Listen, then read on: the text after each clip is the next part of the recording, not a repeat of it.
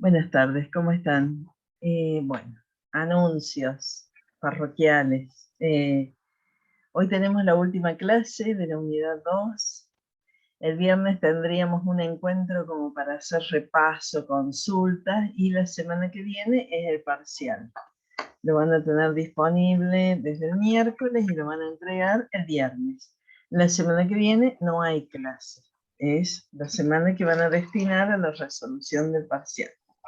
Así que hoy vemos el último tema y ya estaría muy bueno que vayan mirando dónde estuvieron las dificultades, las dudas, porque el viernes lo destinaríamos a eso, a mirar desde la unidad 1, desde los primeros temas, porque en el parcial entran todos, los temas de la unidad 2 y los de la unidad 1.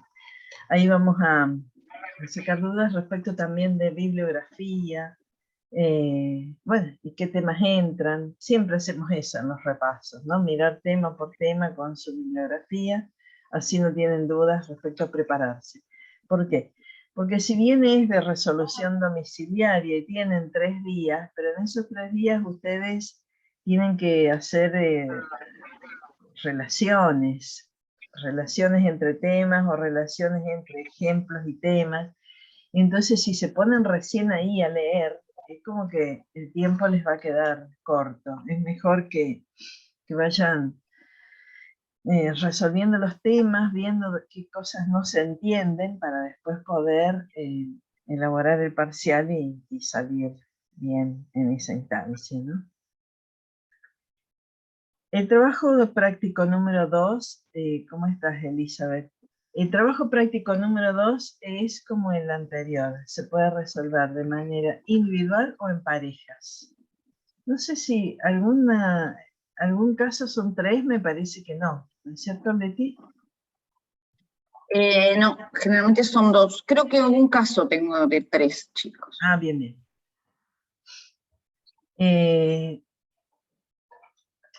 La recomendación es que no lo hagan de manera individual, por la cuestión de trabajar en condiciones que les permitan el debate, la discusión. Pero bueno, también sabemos que en estas circunstancias, en algunos casos es difícil juntarse, así que está bien si lo presentan de manera individual. Bueno, arrancamos entonces con el último tema. Voy a compartir pantalla.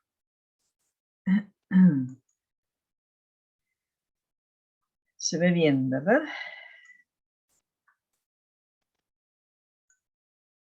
Se me va el comienzo cuando comparto acá. Bueno, en la clase anterior vimos las características principales de lo que algunos identifican como el inductivismo sofisticado y que en realidad es la base de lo que después se denomina el método hipotético deductivo.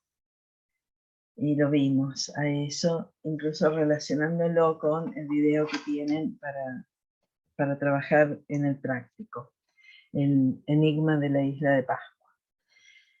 Bueno, habíamos quedado, esta introducción un poco ya la hice al finalizar la clase anterior, habíamos quedado en las críticas del método hipotético deductivo, los principales problemas, y era en primer lugar, a ver, me fui para atrás. En primer lugar, el tema de la forma lógica del método hipotético deductivo y esta cuestión de que en realidad, si bien el método consiste en, frente a un problema, formular una hipótesis, de esa hipótesis obtener consecuencias observacionales, es decir, cosas que tendrían que pasar si la hipótesis es correcta, y bueno, ir entonces a eso, a la comprobación, a la confirmación de eso en la realidad, en la situación experimental que se haya creado para eso. Bueno, ¿con qué nos encontrábamos? Con que en realidad, si eso ocurre, o sea, si de la hipótesis se desprenden consecuencias observacionales y las consecuencias observacionales efectivamente ocurren, bueno, parecería lógico pensar que entonces la hipótesis se verificó. Bueno, no, verificar no se verifica, definitivamente. Pero entonces, ¿qué se confirmó? Bueno, ahí empieza la discusión. La confirmación es provisoria, porque esta forma lógica, la que estamos viendo en pantalla, no es una forma lógica válida, se llama la falacia de afirmación del consecuente. O sea, no da garantías de la transmisión de la verdad de las premisas a la conclusión. Entonces ese es un problema. La verificación de las consecuencias observacionales no asegura que la hipótesis sea verdadera. Y de hecho está lleno la historia de la ciencia de ejemplos que demuestran que algunas hipótesis que fueron confirmadas por los hechos, luego demostraron ser falsas. Y entonces ese es como el principal problema, ¿no? Que nos introduce en la propuesta de este autor que vamos a ver hoy, que se llama Karl Popper, que hace una corrección, se llama corrección falsacionista del método hipotético deductivo. La propuesta fundamental de Popper en este sentido está en el libro que se llama La lógica de la investigación científica, publicado en el año 1934. Y ahí Popper se pone en una postura muy clara respecto al método científico. Él comparte muchas tesis, muchos principios de lo que sería el empirismo lógico, pero en algunos aspectos se separa del empirismo lógico. Su epistemología se la conoce como el racionalismo crítico. Y entre sus principales tesis están estas tres que vemos acá, ¿no? En primer lugar, su anti-inductivismo. Habíamos visto en la clase anterior que autores como Carl Hempel, si bien reconocen que la inducción no puede ser el método de la ciencia, perdón, no es que no pueda ser, lo dije mal, tiene dificultades para ser el método en que se apoya el método científico porque no llega a la justificación, porque es una forma de razonamiento que ofrece grados de probabilidad, pero nunca la certeza absoluta. Bueno, eso decía Karl Hempel. Popper va a decir no, definitivamente la inducción no puede ser el razonamiento en el que se base la investigación científica,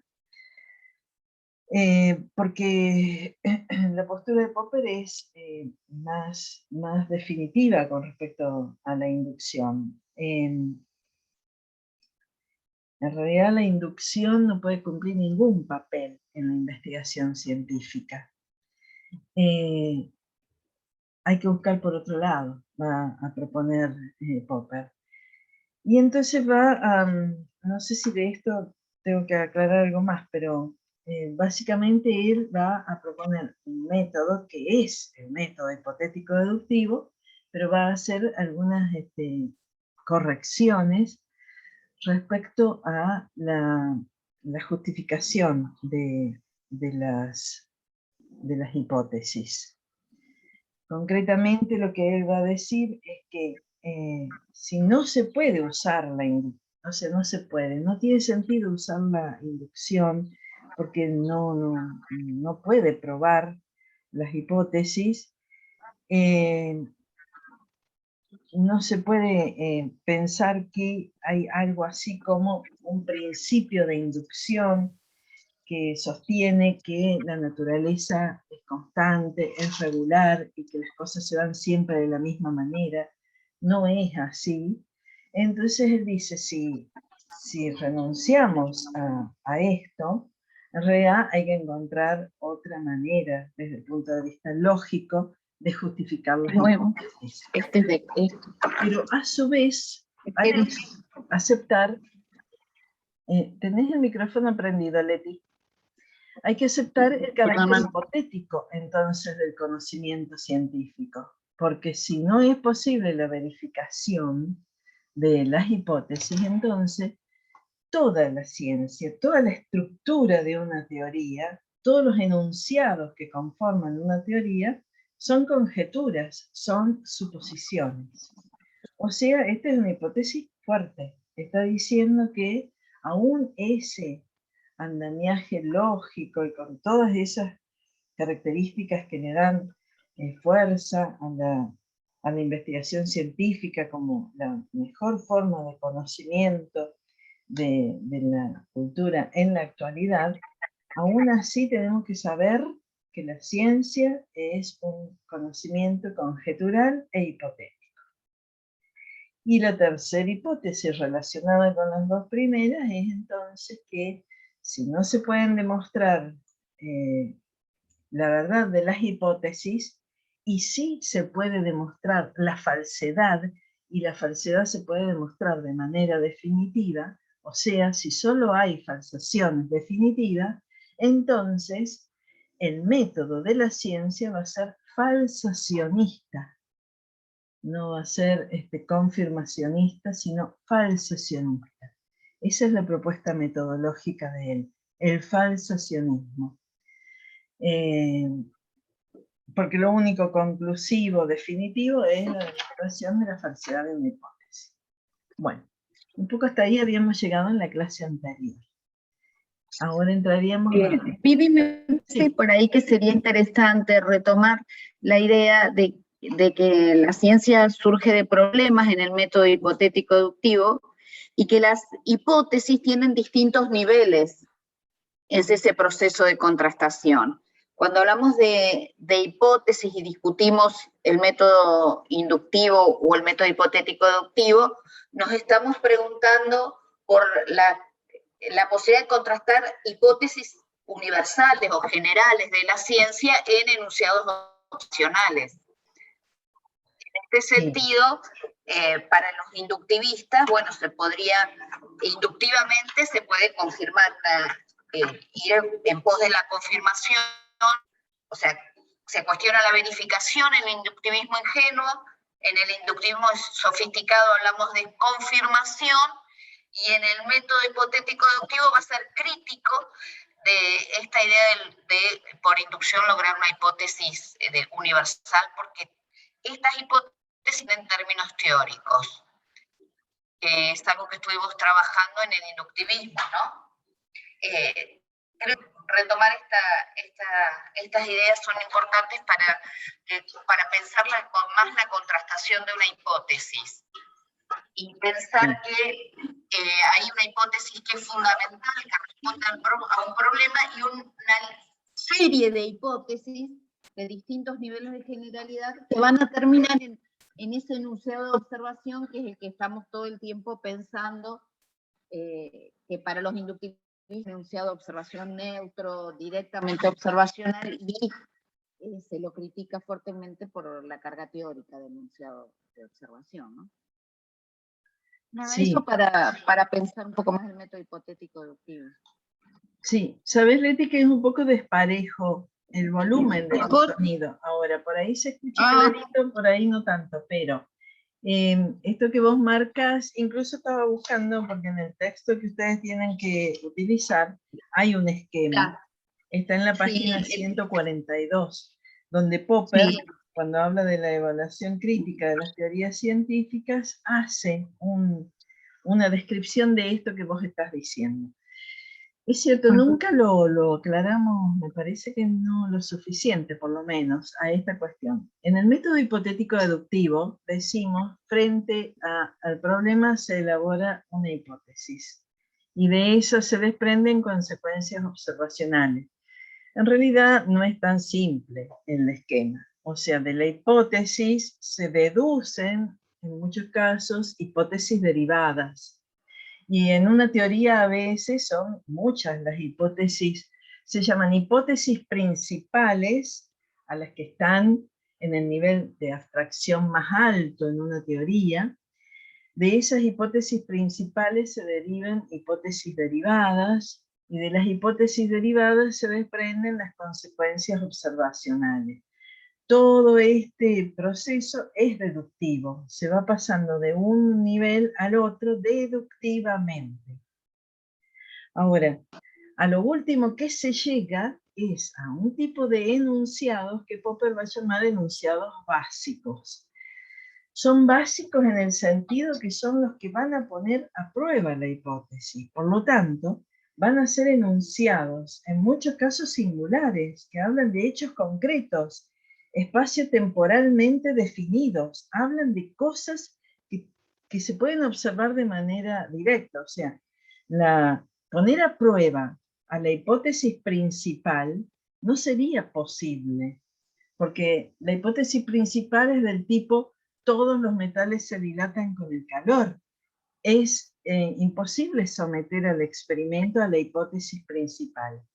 Pero si esa hipótesis tiene consecuencias en la realidad, va a ser porque deductivamente se puede decir que este trozo de metal que tengo ya en la situación experimental, lo puedo someter al calor y ahí ver qué pasa.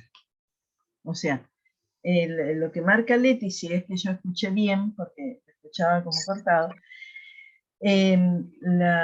lo que permite el método hipotético deductivo es pasar de esos niveles teóricos deductivamente, ir bajando en hipótesis derivadas y de esas hipótesis derivadas llegar a enunciados que Popper va a llamar los enunciados básicos, que es donde va a descansar toda la posibilidad de la confrontación de la hipótesis con la realidad. Por ahí, Vivi, es importante destacar que la hipótesis es la candidata a ley, por eso tiene enunciado teórico y es la que, al ser contrastada, va a ser la candidata a ley científica. Claro, esto es muy claro, importante. Claro, sí. O sea, el investigador lo que quiere es, por supuesto, trabajar con las hipótesis las principales, son el objetivo de la investigación es ese. Ahora, hay que ir a la realidad, y a la realidad se llega por ese esquema deductivo que permite hacer afirmaciones de lo que tendría que pasar en el experimento. Y el experimento tiene que ser sobre algo, un caso puntual concreto. En otros años hemos tenido otros ejemplos, ¿no? Por ejemplo, lo de los perros sin páncreas y el desarrollo de la diabetes, por ejemplo. Bueno, después hay que trabajar con perros concretos y hacer esos experimentos en determinados perros con, bueno, pancreatoprivos, se llaman a los que no tienen páncreas, o con páncreas, porque ahí es donde hay que ver qué pasa con la hipótesis formulada. Bueno, se me metió esto acá, a ver si lo puedo... ¿Siguen? Sí, sigo compartiendo, ¿no? Sí. Bueno, entonces, el esquema del método de Popper es el siguiente. En primer lugar, el conocimiento parte de problemas, igual que como sostenían los hipotéticos deductivistas. Frente a un problema se elaboran hipótesis. Libremente. El libremente en Popper va a ser muy importante. Libremente es que el científico, justamente con toda libertad, tiene que elaborar una respuesta a ese problema que sea lo más audaz, lo más explicativa, lo más amplia posible. Por supuesto que es una conjetura, pero no una conjetura de poca monta. Es la hipótesis para Popper tiene que tener dos condiciones que ya lo vamos a ver después, ¿no? No, que está acá, perdón. Que debe ser falsable, la hipótesis debe ser falsable y deben ser audaces. Lo que vamos a ver después es qué significa que sea falsable. Por otra parte, la hipótesis debe ser sometida a crítica, o sea, no sé, la comunidad científica debe llegar a un cierto acuerdo respecto a qué hipótesis es preferible para llevar como guía de la investigación. Las hipótesis que ya han sido falsadas, o sea, las hipótesis deben ser, para que sean científicas, falsables, pero una vez que son sometidas a la crítica, pueden ser falsadas. Si ya son falsadas, deben ser rechazadas para Popper. O sea, las hipótesis ya se ha comprobado que son falsas. Una vez que se han comprobado como falsas, hay que descartarlas. Y las que no han sido refutadas, se las acepta provisoriamente. Y la última afirmación importante que vamos a ver hoy de la propuesta de Popper es que, aún en el caso de que la investigación científica sea motivada por esto, por tratar de mostrar que una hipótesis es falsa, aún en ese caso es muy importante porque lo que se puede comprobar es que estábamos en un error con esa hipótesis, y de ese error se aprende. ¿Por qué? ¿Por qué se aprende? Ya vamos a ver, porque en realidad saber cómo las cosas no son ayuda a comprender el problema y es el camino para encontrarle otra solución. ¿Estamos hasta acá?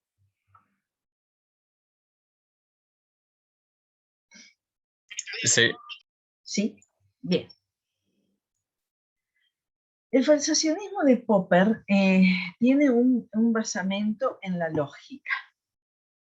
En realidad, cuando Popper hace su propuesta, es porque se está basando en una asimetría lógica que ya hemos estado anunciando. Y es esta que ven acá ahora en la placa. O sea, una vez formulada la hipótesis, esa contrastación de la hipótesis se puede hacer a partir de dos esquemas lógicos posibles. Un esquema lógico es el que vemos del lado izquierdo, que diría, si la hipótesis es correcta, entonces tienen que ocurrir determinadas cosas, que vamos a llamar CO o consecuencias observacionales. Se dan esas consecuencias observacionales, entonces la hipótesis es correcta. Esta forma lógica no es válida. Tiene la apariencia de una forma lógica válida, pero es solo apariencia. En realidad no es una forma lógica válida, sino una falacia, que se llama la falacia de afirmación del consecuente. Bueno, entonces, esa era una manera de contrastar las hipótesis, a partir de la deducción de consecuencias observacionales. La otra manera se puede apoyar en un esquema lógico que parece casi lo mismo, pero que tiene una diferencia importante. Y es que dice, si la hipótesis es correcta, entonces se tienen que desprender de ella determinadas consecuencias observacionales. Resulta que en la realidad esas consecuencias observacionales no ocurren. No pasa lo que anticipaba la hipótesis que iba a pasar. Esa rayita es la negación de lo que se esperaba que pasara, la negación de las consecuencias observacionales. Bueno, por lo tanto, si no ocurre lo que la hipótesis decía que iba a ocurrir, es que la hipótesis es falsa. Bueno, resulta ser que esta forma válida, que se llama modus tollens, esta sí es válida y es concluyente desde el punto de vista lógico. Entonces, ese es el argumento de Popper. O sea, hay una forma válida para la refutación de las hipótesis y no hay una forma válida para confirmarlas. Por eso él dice, lo que puede hacer la ciencia es eso, es demostrar de manera definitiva, apelando a esta forma válida, que una hipótesis es falsa. Díganme si se entendió, si necesitamos volver, porque va a tener que ver con esto. Este esquema también lo tienen en la página 136 del texto.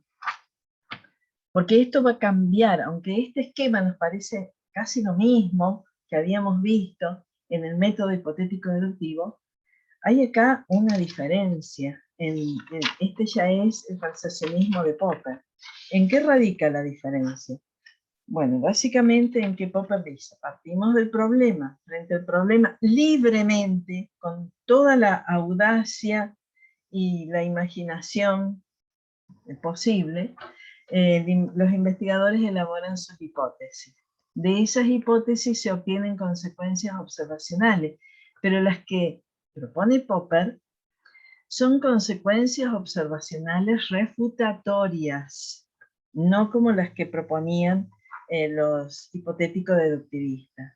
Son refutatorias porque en realidad lo que se desprende de la hipótesis son enunciados falsadores potenciales, o sea, enunciados que puedan demostrar que la hipótesis es falsa.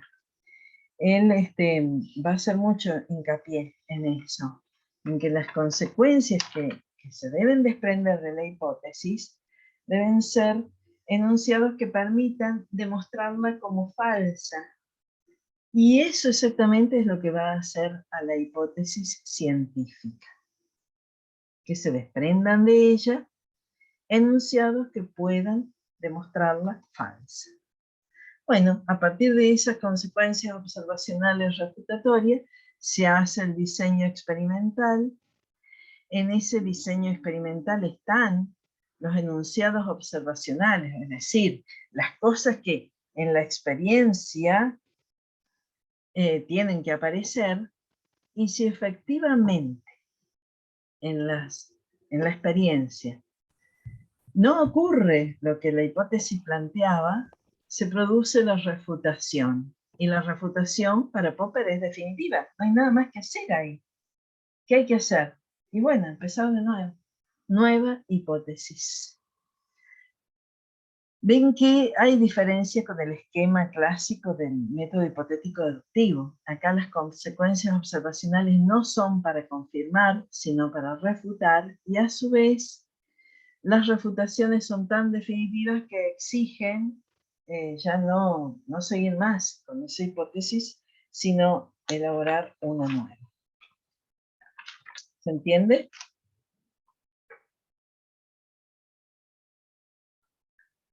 Bueno, yo sigo. Después volvemos si es necesario.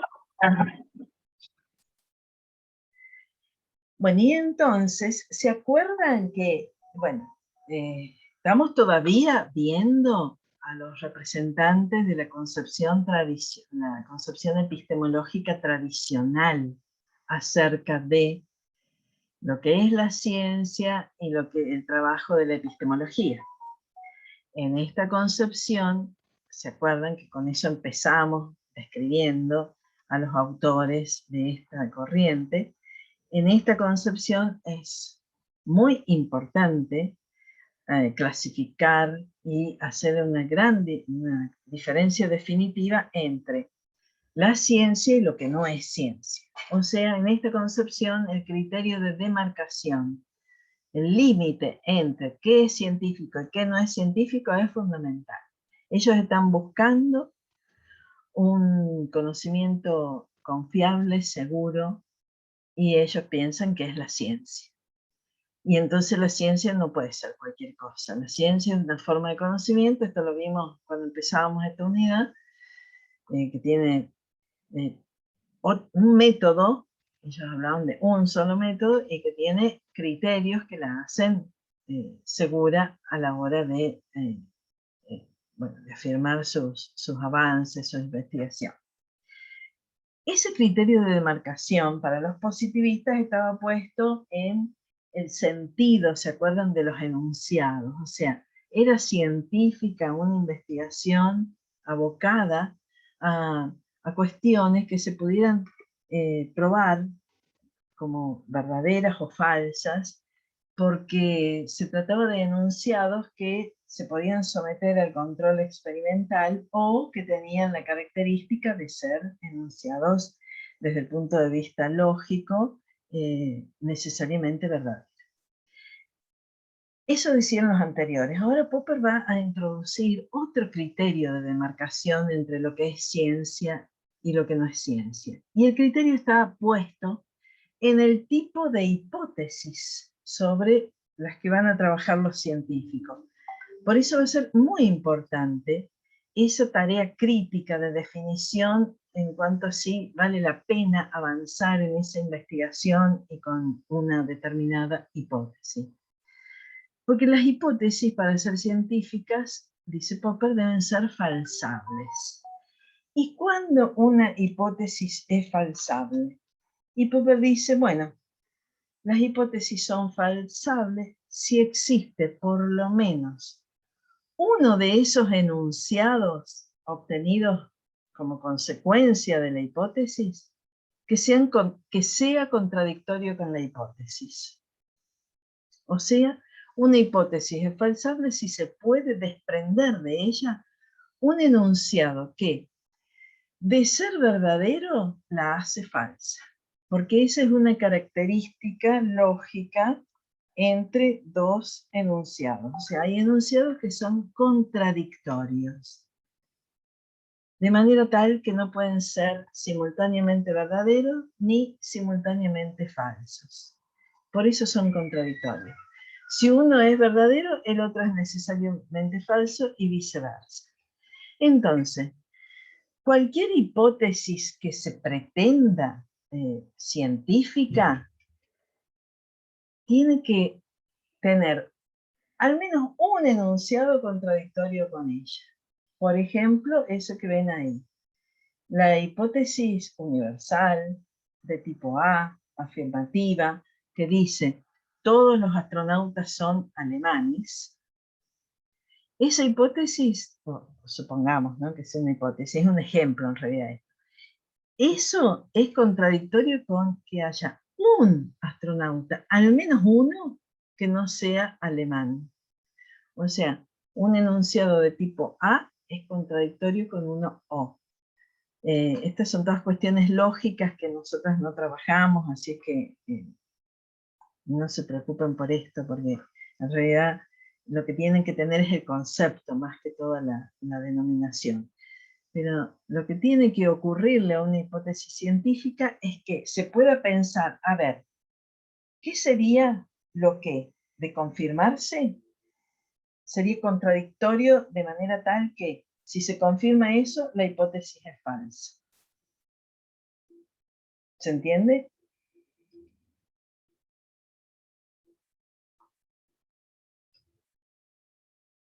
¿O volvemos?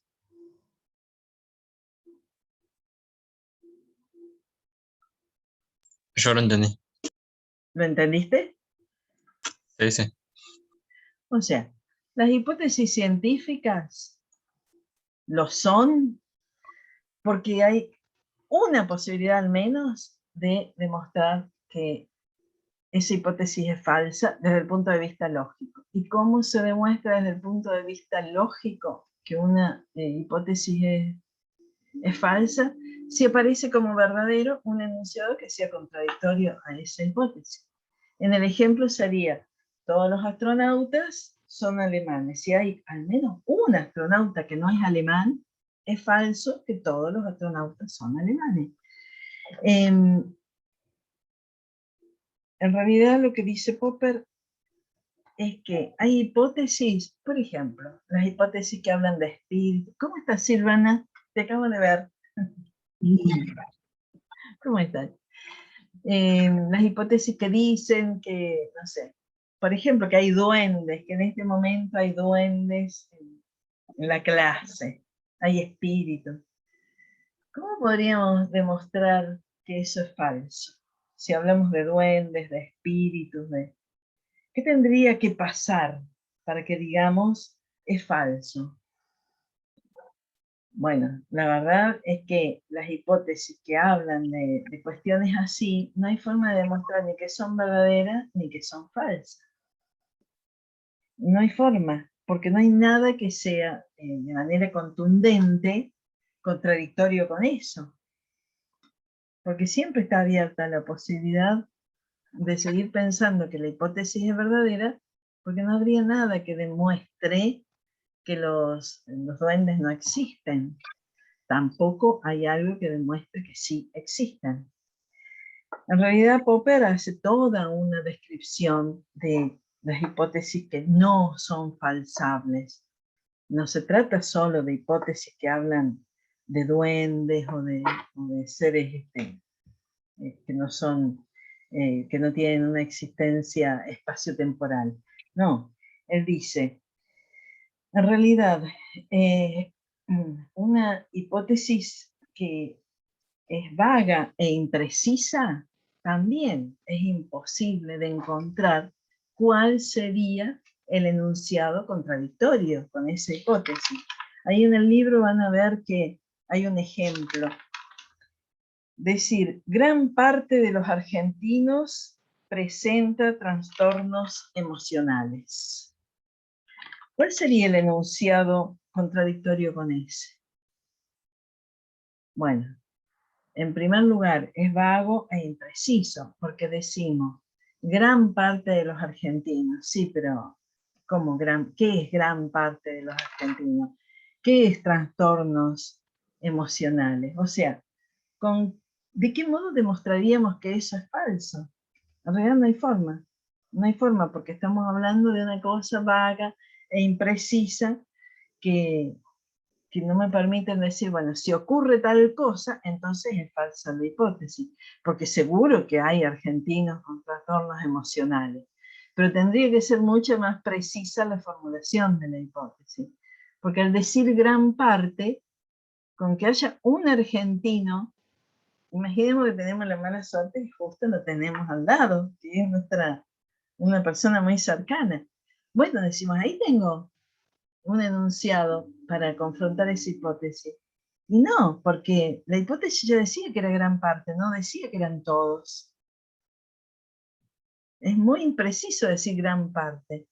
En realidad estoy diciendo que, bueno, si encuentro 10, ¿es contradictorio? No, y si encuentro muchos más, tampoco. O sea, no hay enunciado contradictorio.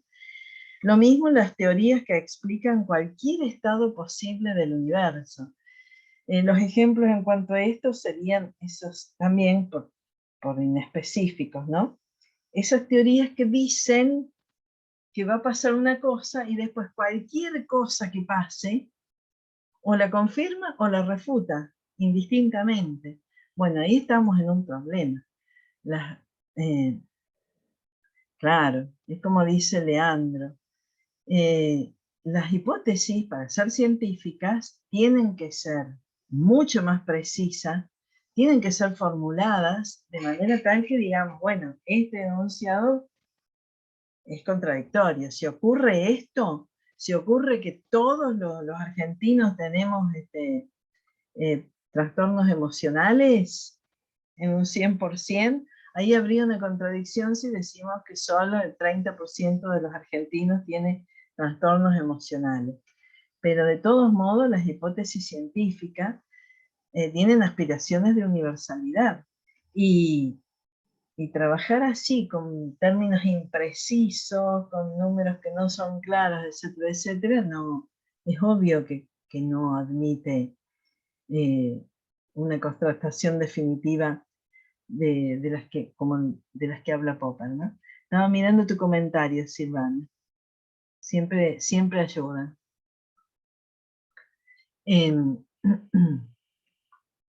Supongo que ya los han leído, así que.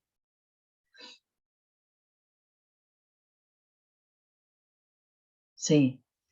En eso también, como dice Ángela, está el carácter audaz de una hipótesis. Una hipótesis, mientras más precisa, más se expone a ser refutada. Es obvio, porque está diciendo algo que después en la realidad puede aparecer como demostrado que es falso, ¿no?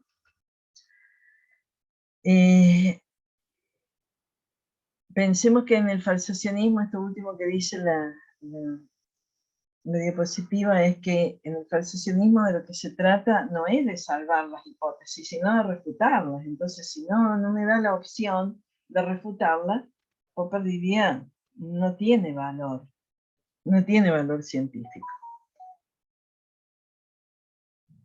Bueno, acá hay algunos ejemplos. Tengo que estar corriendo todo el tiempo esto porque me tapa. Para Popper las hipótesis tienen que ser científicas, pero a su vez lo más abarcativas y explicativas posible, y tienen que ser además soluciones inauditas, soluciones que traigan algo que de comprobarse sea un gran avance para la ciencia, y de refutarse también. Eso es que sean audaces. En estos ejemplos, los Moais son la huella dejada por una civilización extraterrestre que visitó la Tierra en épocas remotas. Podríamos decir, sí, es audaz esto, ¿no? Hablar de que han sido los extraterrestres los que hicieron el traslado de los Moais. Pero es audaz en un sentido en que a Popper no le interesa para nada. Porque es audaz, pero a su vez, ¿qué enunciado contrastador habría de esa hipótesis? ¿Qué potencial falsador tendríamos? ¿Cómo demostraríamos que es falso que hubo extraterrestres en épocas remotas? No podemos. No sabemos cómo hacer un experimento para demostrar de manera definitiva que no hubo extraterrestres. El segundo ejemplo, el traslado de los Moais se realizó por levitación, gracias a poderes parapsicológicos que poseían y olvidaron los primitivos habitantes de la isla. ¿Es audaz? Sí, claro, es audaz, pero no en el sentido, es inaudito, pero Popper, ¿por qué lo descartaría?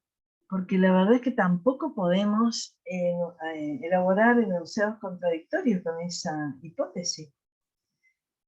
¿Cómo demostraríamos que no existen los poderes parapsicológicos y que no los tuvieron los habitantes de ese tiempo para que decir, bueno, la hipótesis es falsa? O sea, son hipótesis audaces, pero que no es posible demostrar que son falsas. En cambio, la hipótesis, los Moais fueron trasladados desde la cantera hasta su localización actual verticalmente y con movimiento vascular. Bueno, esa es la hipótesis que se trabaja en el video que ustedes tienen. Esa hipótesis, ¿podría demostrarse que es falsa? Sí. ¿Podrían demostrarse experimentalmente los enunciados que dicen que no pudo ser así? Sí. La verdad, hasta ahora no se ha demostrado que es falsa. Hasta ahora hay una confirmación, una corroboración, va a decir Popper, provisoria de la hipótesis. Pero podría demostrarse, como pasó con la hipótesis que decía que habían sido desplazados en esas especies de trineos hechos con troncos que los habían llevado acostado hasta la isla. Esa hipótesis sí tenía enunciados que podían demostrarla falsa, y de hecho se pudo demostrar que es falso. ¿Por qué? Por lo que explicaba muy bien en la clase anterior Silvana, que no tiene ni el roce, ni el desgaste, ni etcétera, etcétera, y un montón de otras cuestiones que por eso se la pudo descartar. ¿Estamos hasta acá? Bueno, y ahora ya vamos a las críticas y los problemas del falsacionismo. No sé si me he ido demasiado rápido, pero me parece que no. Por ahí, algo que se podría reforzar para mí, que puede llegar a ser fuente de confusión a veces, me pasó a mí también cuando estudié Popper por primera vez, la diferencia entre una hipótesis falsable y una hipótesis falsada, que no es lo mismo falsable que falsada, ¿no? Que a veces por ahí parecen palabras que son parecidas, pero que en realidad son bien diferentes, ¿no? O sea, una hipótesis falsada es de lo mismo que decir refutada, ¿no? O sea, ya se demostró que es falsa, por eso es falsada, ya está, la descartamos técnicamente en términos de Popper. En cambio, falsable es como decir refutable, ¿no? Es lo que bien explicaba Viviana. Una hipótesis falsable es una hipótesis que yo sé lo que tiene que pasar para poder refutarla, aunque no pase, ¿no? Yo de antemano ya sé qué tendría que pasar para poder ser refutada, qué tendría que encontrar, qué enunciado tendría que poder formular, ¿no? Entonces, me parece esa aclaración por las dudas, para que no se confundan una hipótesis falsable con la ya falsada, ¿no? Claro. La falsada es que ya se refutó y ya se la elimina. La falsable es que yo puedo imaginarme que pasando tal cosa sí la tengo que descartar, pero me tiene que dar esa posibilidad la hipótesis. Ejemplo vano, ¿no? Todos los metales se dilatan con el calor. ¿Qué tiene que pasar para que esa hipótesis la descartemos? Y que exista al menos un metal que no dilate con el calor, porque es contradictorio. Si hay uno solo que no dilata con el calor, entonces se me terminó la hipótesis de que todos dilataban con el calor. Y eso va a ser también lo que va a decir Popper. Es imposible justificar una hipótesis, o sea, demostrar que es verdad que todos los metales se dilatan con el calor. En cambio, es facilísimo refutarla.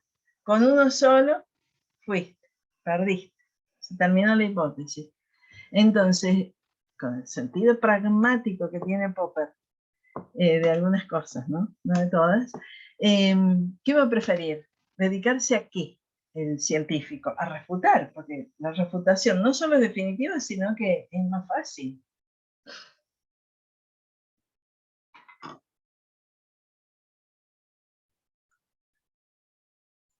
Bueno, vemos un poquito las críticas y ahí, se me fue para arriba, ¿o no? Sí. Me empezó todo de nuevo. Acá estábamos, ¿no?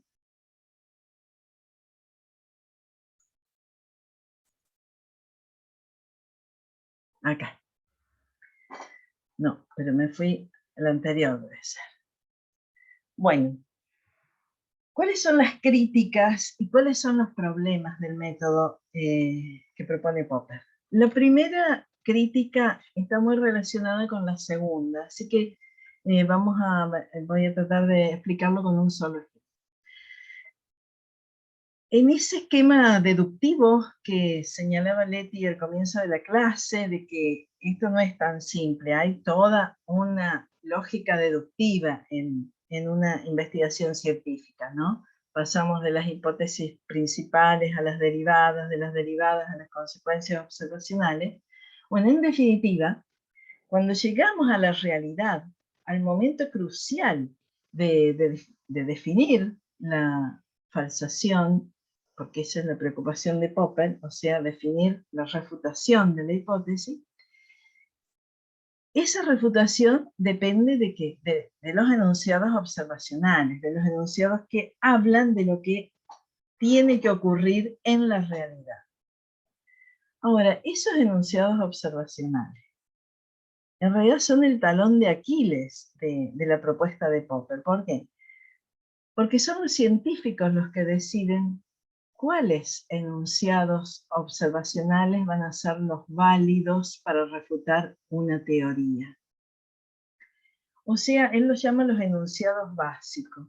Y la verdad es que es un problema para Popper definir esto, porque no dejan de ser enunciados que de dónde salieron.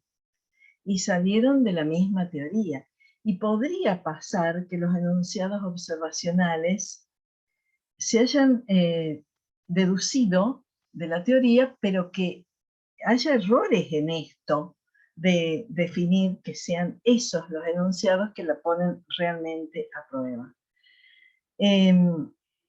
Es un tema enorme que no tiene sentido que analicemos acá porque sería meternos en todo un tema, pero francamente hay una debilidad acá en la propuesta de Popper, porque cómo se definen esos enunciados básicos, esos enunciados que son los que ponen a prueba la teoría, es complicado defenderlos, sobre todo a él que ha expulsado a la inducción de toda la investigación científica, ¿no? Porque ahí se mete un proceso inductivo para definir que esos enunciados van a ser los que se van a utilizar. Y si no, se mete en otro problema y es que se hace por consenso, pero es difícil justificar que se hayan elegido esos y no otros. Pero a su vez esto está relacionado con lo segundo, y ahora en una de esas le queda como más claro, y sobre todo a partir de un ejemplo que vamos a ver. Esa condición de la contrastación, donde descansa todo el éxito del método falsacionista, también es compleja, porque en la ciencia no se confrontan las hipótesis de manera aislada. Lo que se confrontan son series de hipótesis que tienen relación con muchas cosas. Y esas relaciones no son tan claras y evidentes.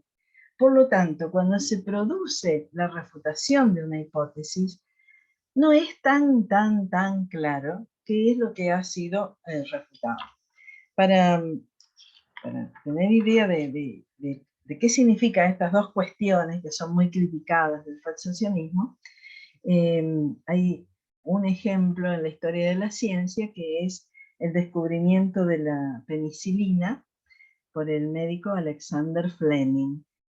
Cuando Fleming estaba trabajando en un hospital en Londres con unas bacterias que son los estafilococos, que son los causantes de infecciones que en ese tiempo eran mortales, y actualmente lo serían, pero bueno, gracias a Fleming y otros investigadores ya no lo son.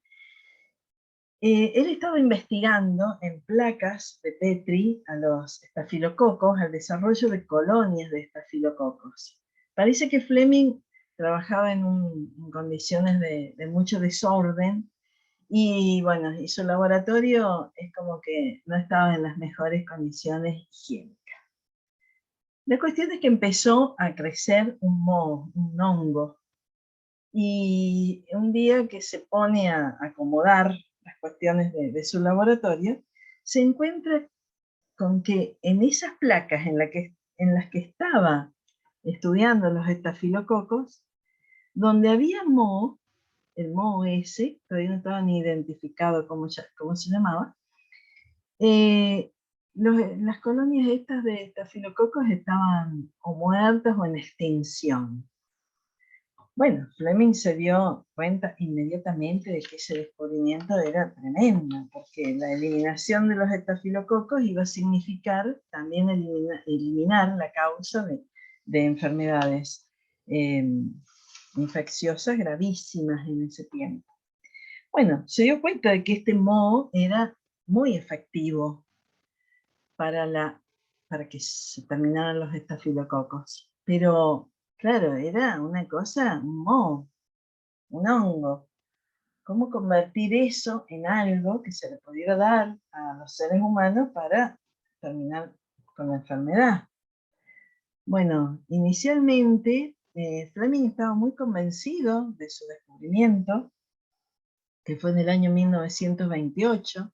En 1929 publicó un trabajo, pero no tenía gran repercusión en Gran Bretaña, donde él trabajaba. No era como que le daban demasiada importancia a su descubrimiento. ¿Por qué? Porque no encontraban la forma de suministrar ese hongo. De hecho, en las primeras pruebas no daban ningún resultado, no había ninguna diferencia en los pacientes en que habían ingerido ese hongo. Fue mucho tiempo después, en realidad, que otros investigadores norteamericanos encontraron la manera de suministrar el penicillium, o lo que conocemos como la penicilina, para que fuera efectiva. Pero pasaron muchos años. De hecho, Fleming,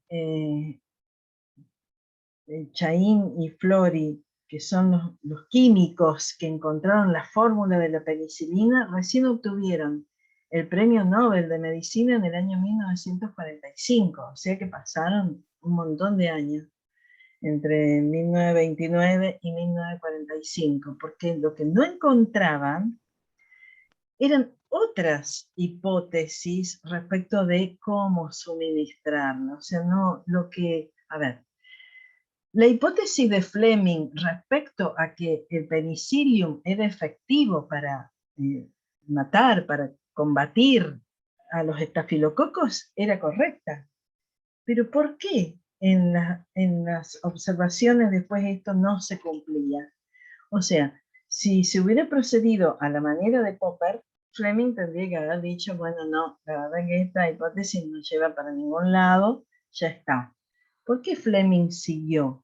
Porque en realidad cuando se suministra una medicación como esta, como en este caso el penicillium, hay otras hipótesis asociadas a la principal.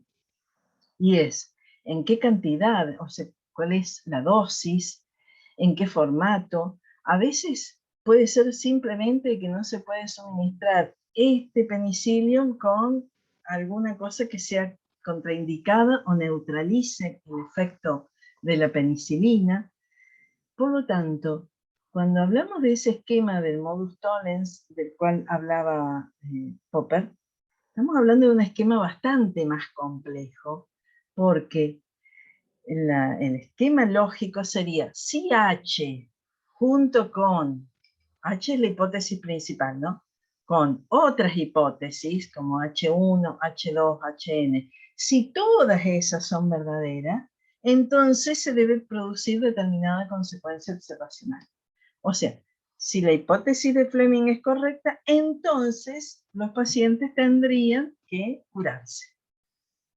Y resulta que no se curaban, no les hacía nada, era como que nada. Entonces ahí, ¿qué pasaría? Que se me está dando como que es falsa la hipótesis. A la manera de Popper sería, sí, es falsa. ¿Por qué? Porque sería si H, entonces CO, no CO, no H. Y resulta que en realidad el problema no estaba en la hipótesis fundamental, estaba en las hipótesis que se elaboraban respecto a qué cantidad de penicilina debía suministrarse y en qué formato, ¿no? Llevó muchos años encontrar eso. Bueno, esto es lo que se le critica al falsacionismo a la manera de Popper. Después va a tener una solución esto. Pero básicamente que la refutación depende de los enunciados observacionales y es muy difícil determinar cuáles son esos enunciados observacionales. Y a su vez la refutación o la contrastación depende también de la relación que tenga la hipótesis con otras hipótesis auxiliares que la acompañan en ese momento en que está sometida a prueba. Y no es tan fácil definir cuando hay una contrastación qué es lo que falló y qué es lo que queda definitivamente contrastado. Este tema lo vamos a ver con un discípulo de Popper que es, bueno, vamos a trabajar en la unidad que viene, no es tema de esta unidad. El discípulo de Popper se llama Imre Lakatos y lo vamos a ver, bueno, después que pasen el parcial y todo eso. Así que hasta acá nos quedamos con estas dos críticas del falsacionismo y después hay dos críticas más que son también lapidarias y que tienen que ver con lo que vamos a ver en la unidad que sigue. Por empezar, hay una que es tremenda y es que ¿cuándo la ciencia fue falsacionista? Porque Popper dice que el método de la ciencia es así, es el falsacionismo.